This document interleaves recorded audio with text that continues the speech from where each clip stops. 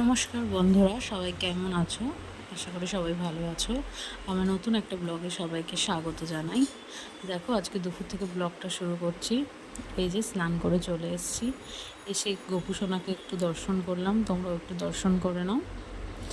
তারপর আর কি লাঞ্চ করে নিচ্ছি। লাঞ্চ করেই আজকে ঘুম পেয়ে গেছিলো, একটু শুয়ে পড়েছিলাম। দেন বিকেলে ঘুম থেকে উঠেছি, এবার একটু বেরোবো আজকে, তো রেডি হতে হবে। এই যে রেডি হতে হতেই মা আবার পায়েস দিয়ে দিল সিমুইয়ের, সেটা খেলাম। খেয়ে দিয়ে দেখো রেডি হয়ে গেছি, চলো এবার বেরোনো যাক। এই যে দেখো মা আর আমি বেরিয়ে পড়েছি।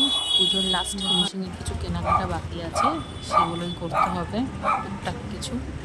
এই যে দ্বিতীয়ত দেখো আমার পাড়ার মার সাথে দেখা হলো, মা কালীর মন্দির। কি অপরূপ সুন্দর লাগছে না দেখতে মাকে। মার দর্শন করলাম, করে একটু দোকানে ঢুকছি। এবার কিছু ছোটোখাটো কেনাকাটা বাকি রয়েছে বলে, চলো দেখা যাক কী কেনা যায়।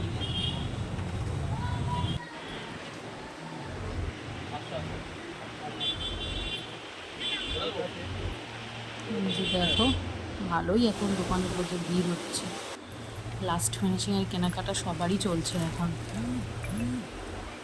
কার কার পুজোর শপিং কত দূর হলো একটু জানিও। তারপরে এই যে দেখো বাড়ি চলে এসেছি। এসে রাত্রি একটু আলুর পরোটা খেতে ইচ্ছিলো আজ, তাই জন্য মাকে বললাম একটু আলুর পরোটা বানাতে। দেখো মা আলুর পরোটা বানালো।